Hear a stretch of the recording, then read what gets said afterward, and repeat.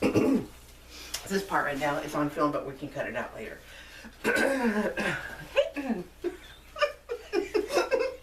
Don't look at me. Okay. I'm supposed to see something on here. No, you're not going to see anything on it. Oh, okay. I'm not plugged into that. It has to be that or that. So. Oh, Okay.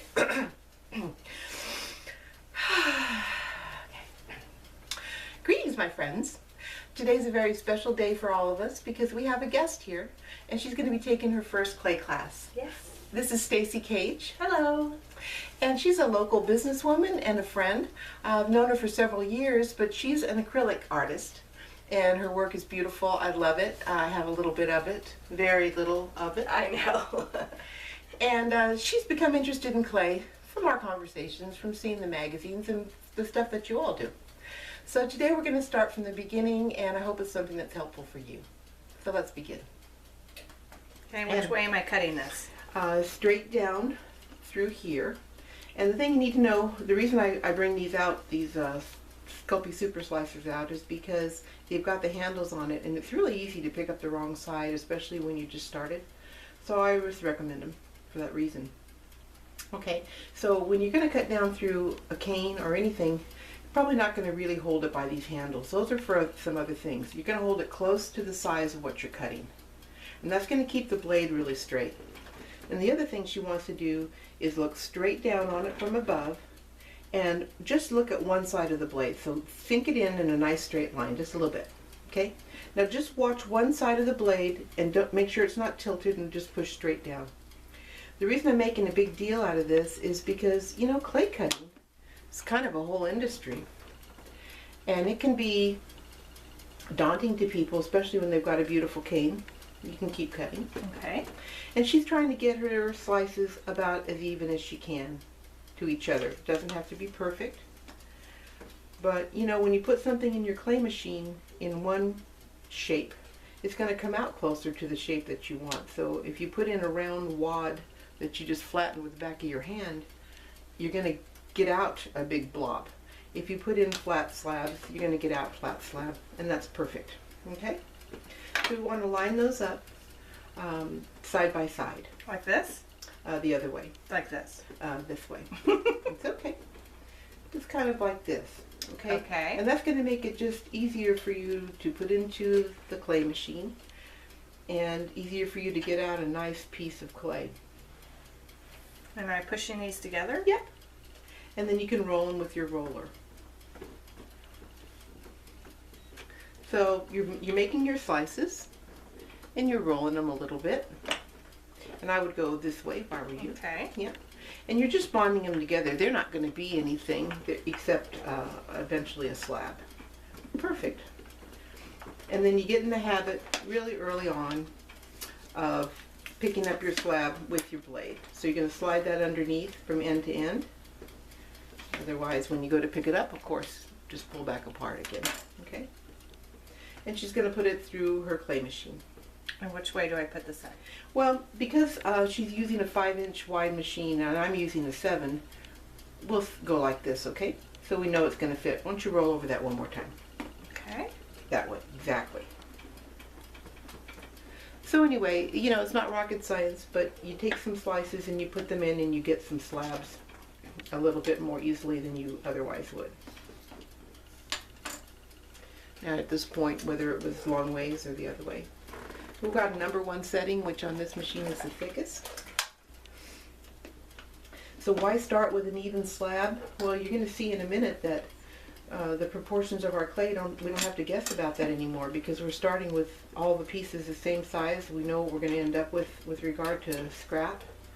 And the scrap is a big part of our design, so that's why we start out with certain size slabs. It doesn't have to be 4 by 5, it has to be the size that you determine. Now this is good scrap. You got good scrap and you got crap scrap. Okay? And who likes that? So I can use this for another project. We're going to use it in this project. Oh, because okay. when we make our blend, we're going to change this color a lot. But we'll still have this nice bright pink for where we want to pop it into our cane. Okay. Okay? So because I'm a merciful teacher, I've done the rest of the slabs all for you. Oh, great. Yep. So now we can go forward without having to make any more on camera and not eat up the time of our gentle listeners or of you. So Stacy's going to make a Skinner blend, and she's going to do it the easy way by cutting through these at the same time. So we're going to take our blade and place it at those two corners. Now, for me that doesn't know what a Skinner blend is. What is a Skinner blend? A Skinner blend is, you saw in a lot of the pieces where the colors go from light to dark or one color to another color. Like a gradient? Like a gradient. Yeah, that's what an artist would say. Like somebody who knows like real words and went to college. That would not be open up. Okay, so in this case we want to separate them as soon as we can. These two pieces? Yeah, we don't want them to get too cozy. Oh, okay. It just makes our life difficult. Okay, we'll separate them into two piles, a yellow pile and a pink pile. Okay, and now she's going to make... Am I doing that right? Exactly. Ha! She's so smart. 5 second delay. Okay, we need to talk slower. Blow your nose. Blow your nose again. Okay. So she's got them lined up like this in a double thickness because we're going to make a good amount of blend. Now when I say a good amount, I get all this flack about making too much material, but I stand by my system because you need a lot. And even if you don't use it all up today, you're going to use it up someday, and you can use it up on that day you don't feel like making blends, okay? So worst case scenario with making quite a bit of material to work with is having extra for later. I think that's a good thing. Yes. Okay? So butt them up against each other as tight as they'll go. You can even pick it up and move it because you want it to kind of stick a little bit because that's going to be a new thing now. Now, can I ask, why didn't we just like put the yellow and the magenta, pink, just Fuchsia. push it together anyway? Just push it together. Like the two slabs that you have, why didn't we just push those together? Why does it have to be cut like this? Because that would make lines. Oh. And we're trying to make a blend. And lots of times you'll see in my videos where I make blends that are, you've seen them, Pam. I didn't tell you guys, Pam's over here. Sea Glass Pam's here. Sea Glass Pam is our videographer today, and she's over there being like all so quiet. Anyway, you can make a kind of a striped piece, and it's really neat, but that's not what we're making right now. Okay. Okay, so roll over that in any way that you want to. Okay, so here's something you need to know. You don't need to trim this very much right now. That's good. I would just make maybe just a straight line here and here because these blends go into the machine and they come out all kinds of wonky ways, and the reason for that is because the rollers are never exactly straight. Correct, Pam? She does this all the time.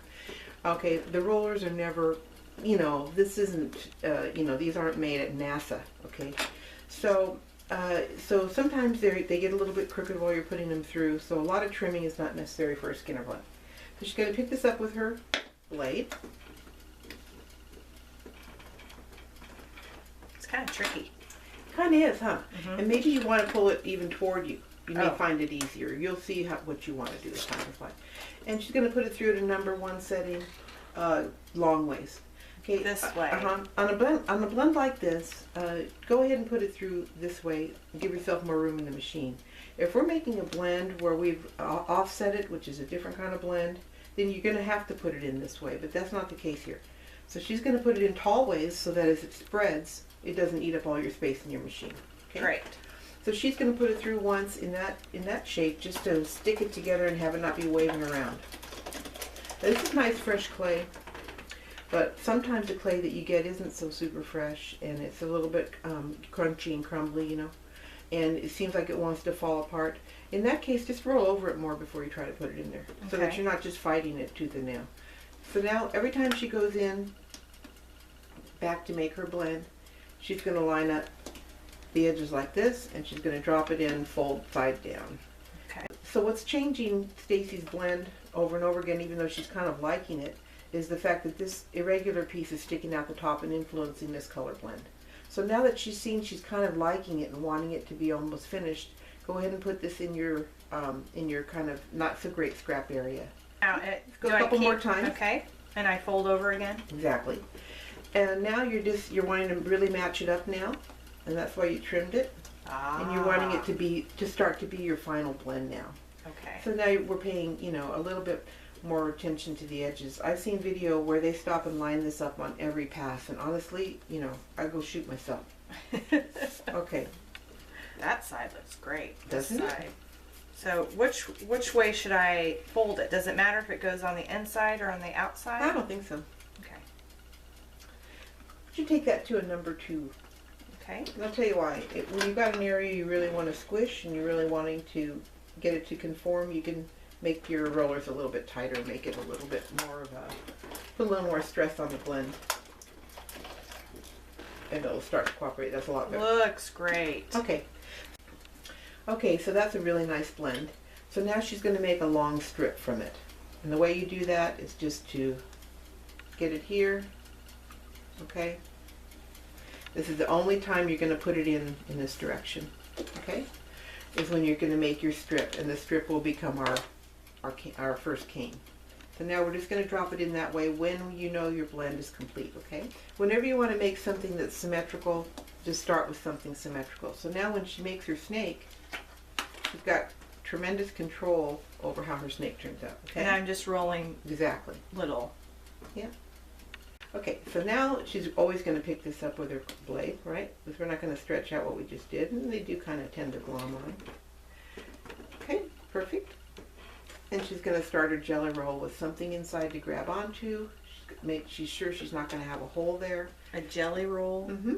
And it's Are just we like having you might donuts? think. Don't you wish we had donuts? Where's the donuts, man? Pam, get us some donuts. So I'm just rolling this. Exactly. Okay. And as she rolls, Tight, loose. it needs to be pretty tight, because anything that that's an air hole in your cane is a hole in your final project, and that's just unfortunate, right?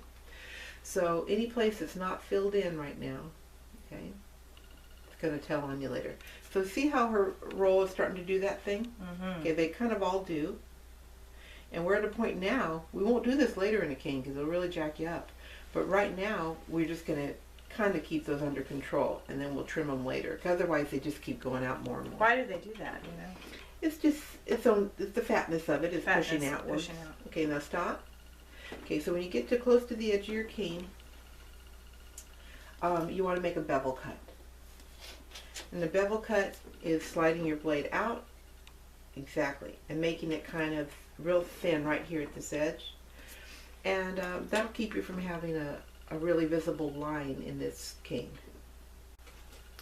So she's got her nice gradient jelly roll, Skinner blended, it's beautiful. And she's going to set it aside, and this is what I use to set things aside. I know we probably never have enough space in life for all the stuff we want to set aside, but this is just a piece of glass from a scrap frame, and it's got a piece of parchment, baking parchment taped to it. You gotta try taping baking parchment. Okay. You gotta try taping baking parchment. It's made to not stick to anything, so you're trying to tape it down. Yeah, you feel like really intelligent doing that. I know I did. Anyhow, this is really good to have around because you can throw all your pieces over here and get them out of the way and get them off your work surface, but you know, they don't get damaged or stuck and they don't leach onto the paper and the grease drains out and all of that. Very nice. Okay, so that's what that's for. Okay. So we're going to make the rest of our blends, and we're going to show you one that's offset. Okay. So this blend, go ahead and stack them up. Like we've done before? Uh-huh. Okay. Only this one, I think we should cut it in half beforehand. So cut it right in half across there.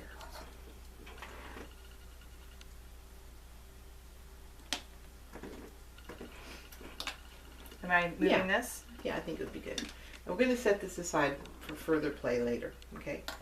So go ahead and make your diagonal cut. Okay.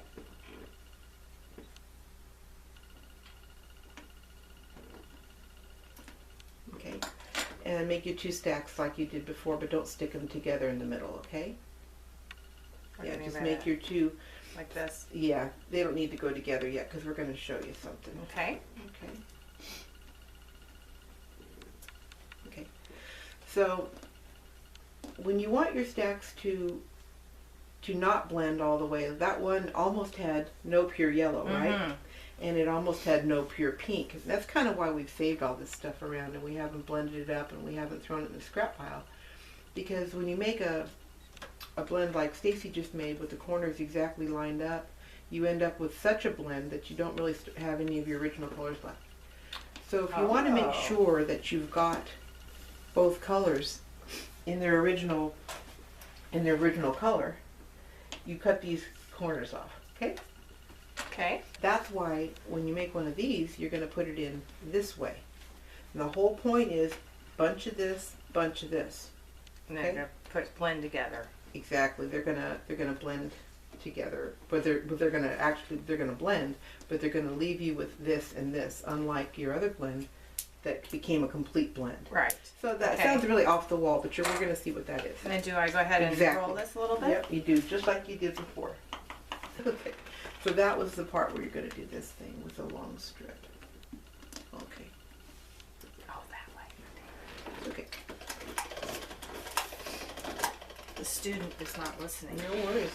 It took me weeks to figure out when you turn it. It really, it's so abstract. The whole thing, this whole art form is. Add frame again. No, we're good. So,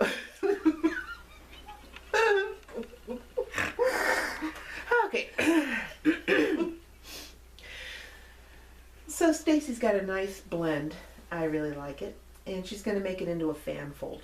Okay, how do I do that? A fan fold is kind of like you would think of a fan. And that is taking it like this. So the only thing you need to consider in a fan fold is, well, how big am I going to want this? What am I really making? How much am I going to reduce it? So for this project, she just needs it to be probably about this big, okay? You know, it's not life or death. And you're going to keep folding it like that. And it's going to show off your beautiful blend in this direction. Okay. And I noticed you flipped it. Yeah, you kind of have to. I mean, you'll see that it's real intuitive when you go to make a fan fold. You're going to see when you need to pick it up.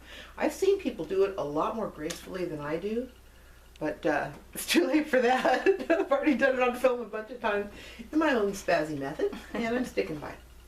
So now she's got this and this. I think they're killer. They're beautiful. Love it. Okay. So we're going to love those colors. Me too. Since we made even sheets to start with, we've got even leftovers. And that's another reason that I'm so weird about starting with even size sheets. Because I want to build more stuff. I want to throw in all kinds of crazy stuff into this cane, right? Mm-hmm. And I don't want to say, golly, I wish I didn't have just this one, crumb of yellow. I really wish I had even amounts. So when you start out with even amounts, you have a lot to work with. You got a lot of flexibility, a lot more fun in your cane building. You'll see that as time goes by. So the other thing I want to talk about is something you're not even going to want to hear this. But I guess that's too bad, because what you need to have is you need to have ways to break up your cane. And you're going to be doing that with lines. And again in my courses and in the long, really boring ones, you have to find out about the difference between fill and line. Okay. So you saw before in the canes that you've seen of mine and in the books how lines can be wavy, they can be geometric and very straight.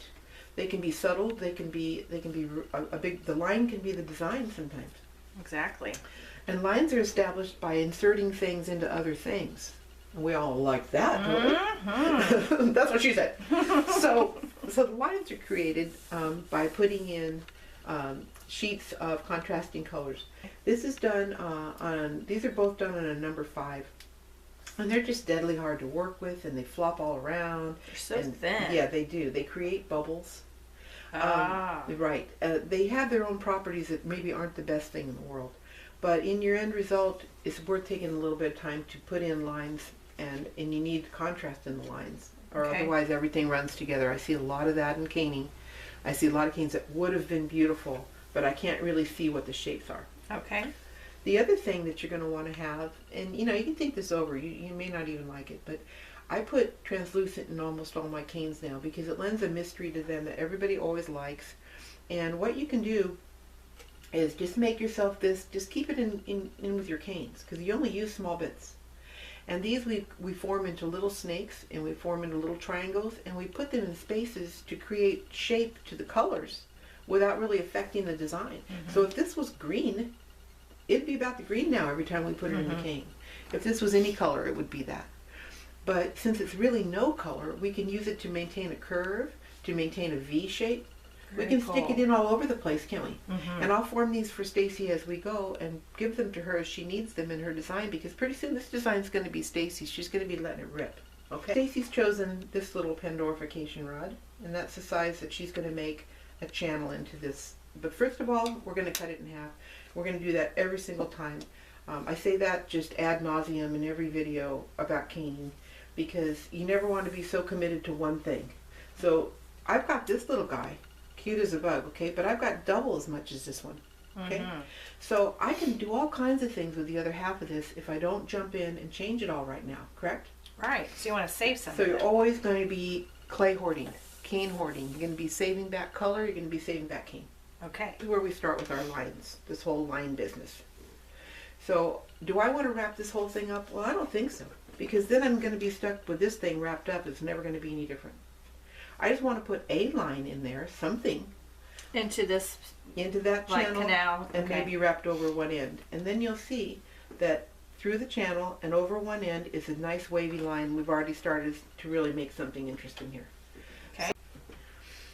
There you go. There you go. So she's kind of chasing it down into there. It's just a pain. Or a little squirt of water. Yeah. Seriously. I think we need tiny fingers. Yeah. Oh, There. that looks good. There. There you go. Yeah, it is. It is kind of a pain. But what I was going to tell you guys is Stacy could have just made a daisy today, okay? We could make a flower, which you can see 1,000 of them online. But you guys have expressed interest in some pretty freestyle caning, some pretty crazy stuff. So I figured if Stacy can feel comfortable doing freestyle caning on her first lesson, I think you can be comfortable with it too. Okay, it's Hey, running flip it now. over so I can see it. Oh. Now it's not as bright as it should be. Move your camera. Now move that little thingy up. Yeah. So it's white. Okay, there we go. Yeah, that's good. So, believe it or not, most of the work of this is done. We've got blends, we've got some shapes, and we're going to do a little bit more, but we're just going to add a couple simple elements to finish up her cane. So Stacy's going to take this stack, and she's going to bend it into a triangle, which is called forcing. She's going to force it into a triangle. And she's going to... Just by pushing it? Yeah, by pushing it and pinching it. So that's the pushing, and this is the pinching. Okay. Going in this direction. Or it could be the other direction. I just chose one. And she's going to make it twice its length. Okay? So I'm going to kind of pull it at the same time. Yeah. Mostly your effort right now is in making it pointed at the top. Because it's starting out as a rectangle. And I do that a lot. You know, I could have fan folded it. Stacy could have fan folded it into a triangle. But you get a real different look to your canes if you start with one shape and change them to another shape. So that's intentional. You can build them that way if you want to. So she wants to wrap it over the top of that point, and that's going to form a really, really interesting pattern. It's going to be a central motif of her cane. And it's an excellent idea, and she thought of it by herself. So what are you going to need to do to make that work? Probably push this in a little bit. I think so. So she's going to make them fit. So she can flatten this a little bit, okay? And this is freestyle to the max. This is what I'm always talking about, you know. We're not making a daisy here, okay? So she's going to make that fit. Now, do you want something to be here? Because there's something there. Okay, yeah. I want Something like that small. Okay, and back it up a little bit because you're sacrificing a whole home. Oh. So an element like this, if she had, let me just demonstrate that. Don't be sorry you asked for detail, okay? I don't even want to hear it, okay? If she left it like that and she twisted this over, I'd have this little bitty thing right there that may or may not work in the design, okay? Because we're going to reduce this so much. These big globs are not going to do anybody any good. They're going to be gorgeous when they're smaller. They're going to be gorgeous when they're cut. But I'm saying at times like that, well, what are we really going to get out of that? We'd have to add another piece. We'd have to bend it over. It would be this random pointy thing. So those are times where you're going to make your decision in your caning to, let's make that piece meet, okay? And now it's really saying something, it's being something. It's not being something that looks like we accidentally left it there.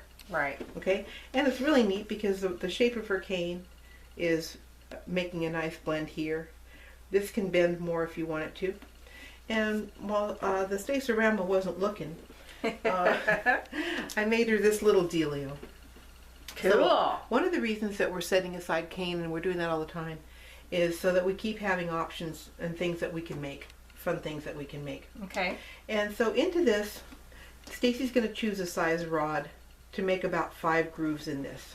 Channels, grooves, troughs. Some muscle in this. Yeah, no kidding. A little bit of oil.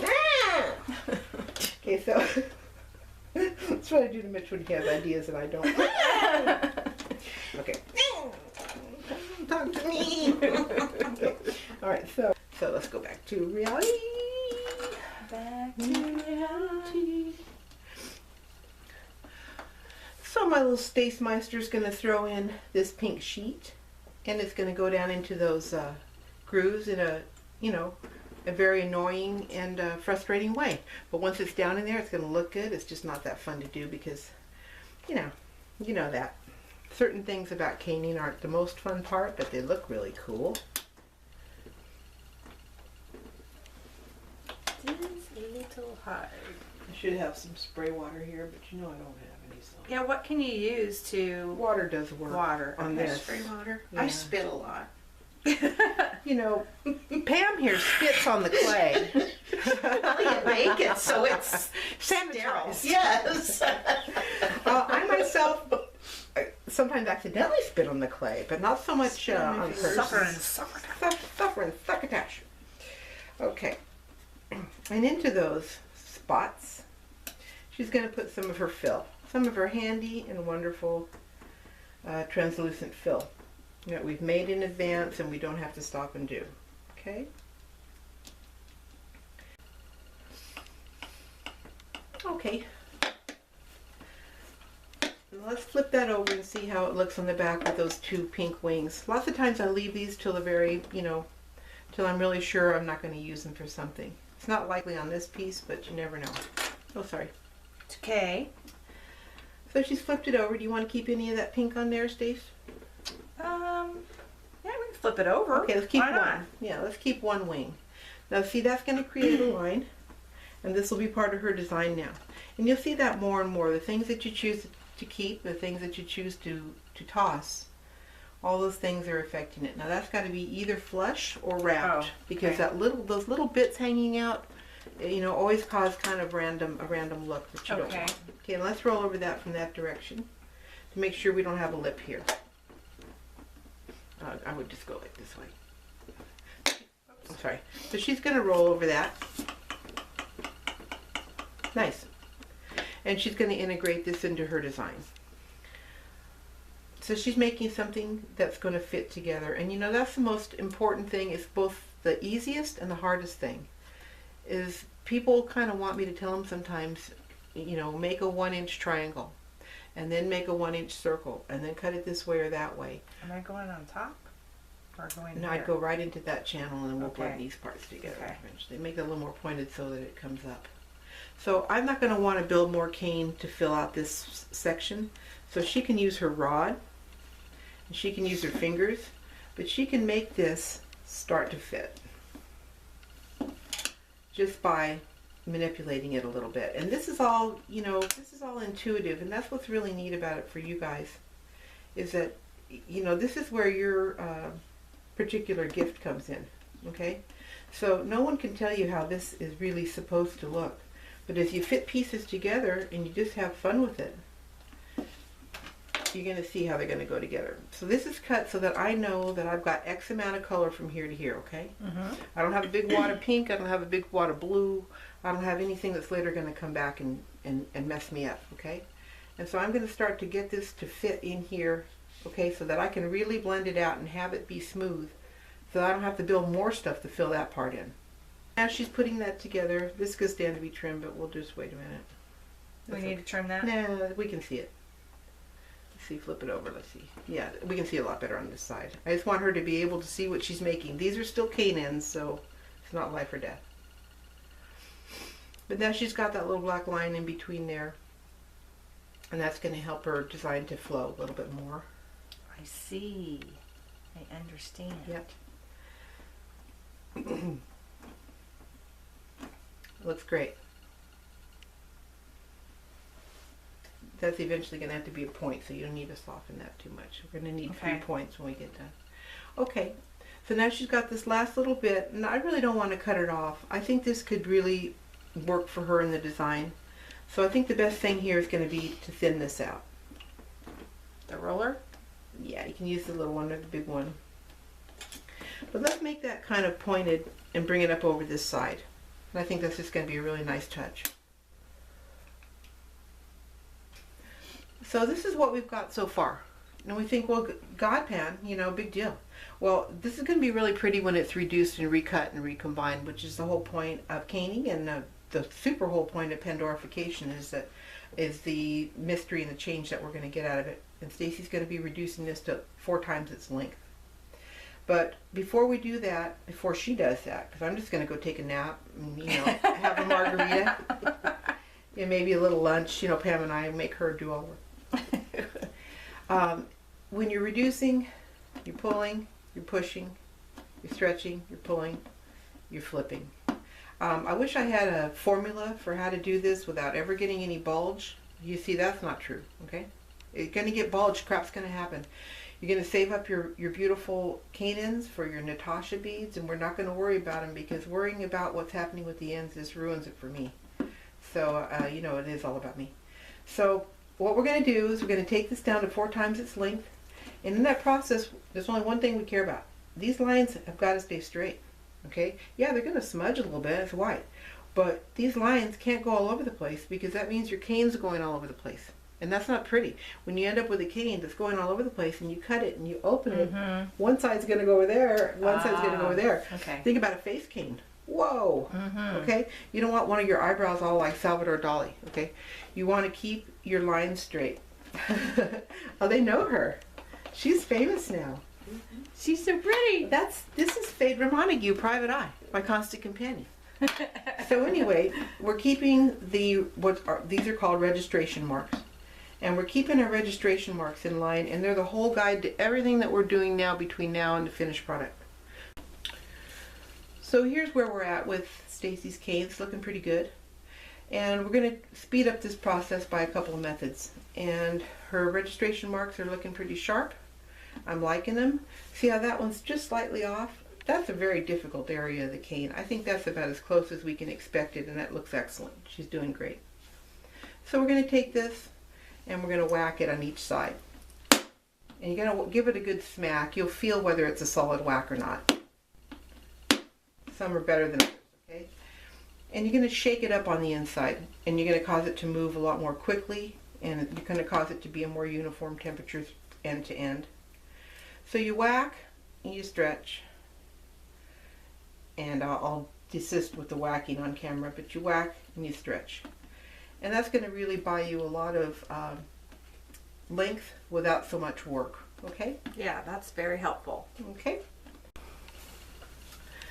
So look at Stacy's wonderful triangular cane, reduced, straight registration marks. It's 6 inches long. We know that because we're working on 1.5-inch squares, which I do on purpose. So we're going to cut this cane in half before we do anything else, and we're going to be really mindful of our cuts now. Okay. Because now a little slanty cut, a little bad cut, you guys know that. Oh, you can't see me. You guys know. Anyway, we're going to be really mindful of our cuts right now, because running out of cane is you know, like the scourge of our existence, and we don't want that to happen. So we're going to make some really good cuts. We're going to be paying attention to cutting straight up and down. When you're scaning, you're working with sculpting cane, you don't mind a few bad cuts, but we're doing flat caning today, and it matters. Okay. So this is your line. You're going to go top to bottom and keep your, you don't want a lot of bend in your blade. This is a nice medium rigid blade. I really like it a lot. Oh gosh, I don't know if that was so straight. That's fine. That's straight enough, okay? So we've got lots of options here. We start to put together our cane. Okay. So we're going to set aside half of this cane. I got a lot of messages from you guys saying, well, we want to know how to cut cane properly without a cutting machine. I don't blame you. Same here. So you always want to have your head over the top of it, and you're looking straight down on it. line it up with a straight surface if you've got one to use. Pick a good spot. Don't make it super thin right now. That's just torturing yourself. Make it about as thick as a nickel. And set your blade so you feel confident with it. You like where it's at. Push straight down. Straight down and straight down. Okay? Don't fuss over it too much. Don't think about it too much, because the more you think about it, the harder it gets. Okay? Those are perfectly fine. They're good. I don't know if they're exact. I don't care about that. So now we're going to put them together, and we're going to make a nice shape for her center of her bowl, which is the project for today. So this is the really fun part. And you're asking yourself, Stacy, do I like them like that? I don't know. Maybe I like them like that.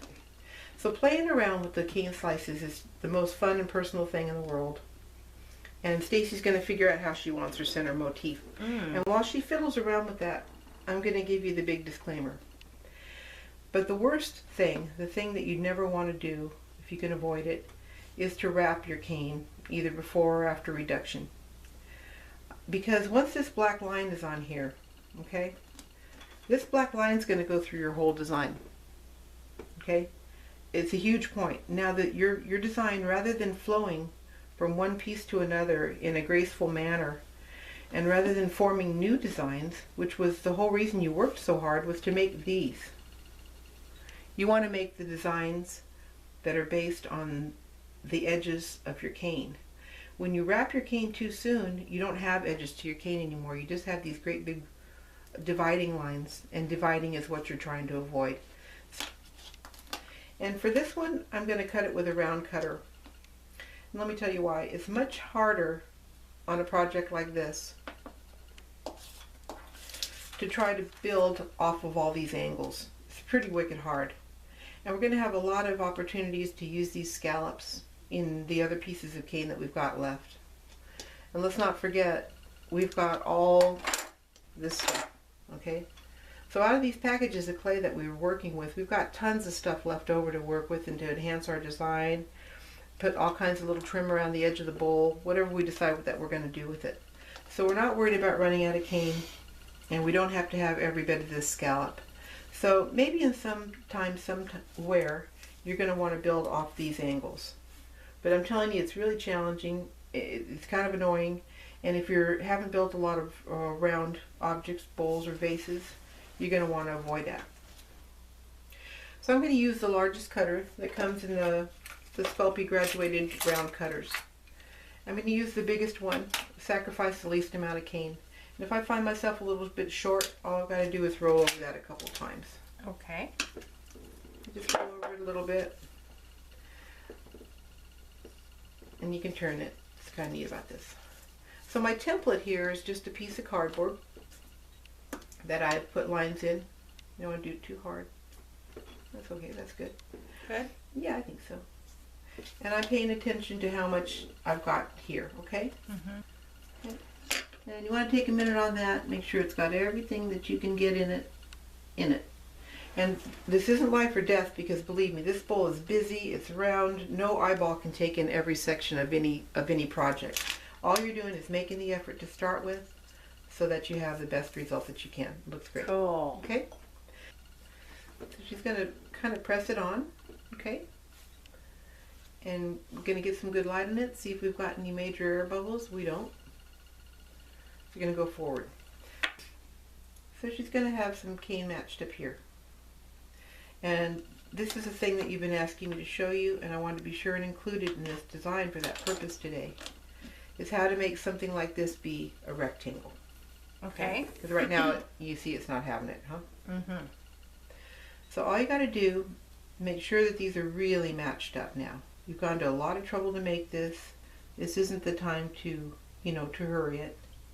You're going to match it up just as nicely as you possibly can. And the way you make this into a rectangle is to push it.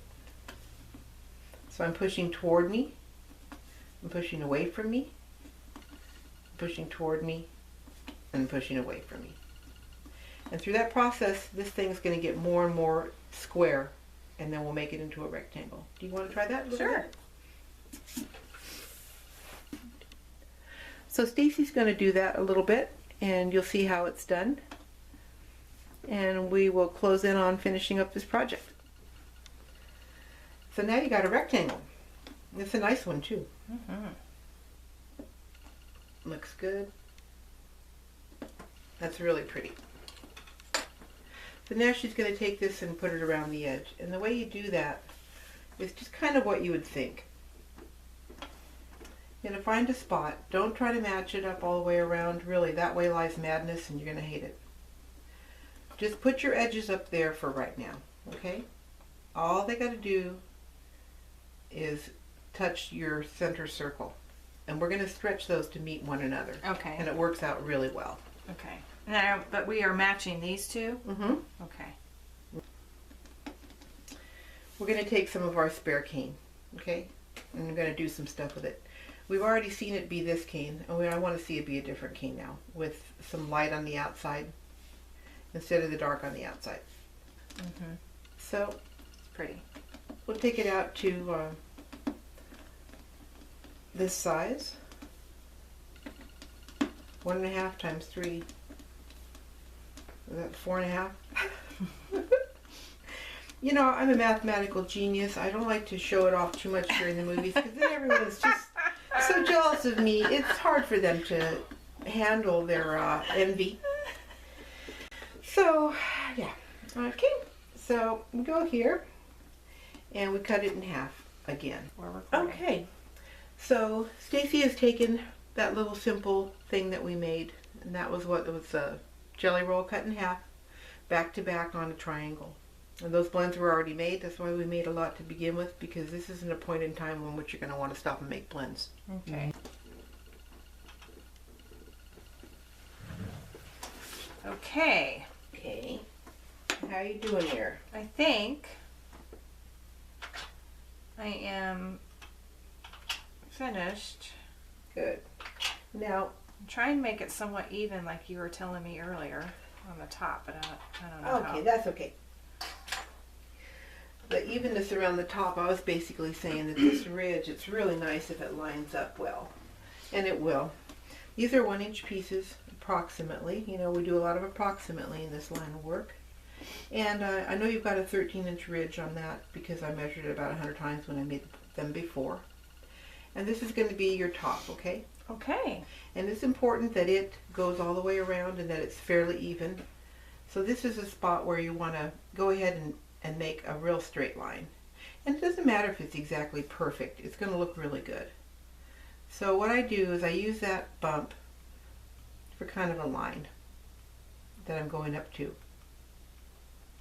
And push that next to last band all the way up to it, so that when I add this, it looks really accurate, you know? Okay, so she's brought it up to the edge. This is looking wicked cool, I think. And what you need to know about this is when you're this close, okay, she was about, well, I'm lying about that. She was about that close. But when you're that close, you can go ahead and fit your piece in and not have to trim it up or change around the design. See what I mean? Just put the pieces where they go, and then, you know, the clay is not the boss of us, okay? We're the boss of the clay. So now we've lined it up, and we've made that fit, and it does fit, okay? We're always going to trim around the top of everything that we do, something like this. And that's all going to take place later. But I think I'd like to get a nice shot of this beautiful bowl.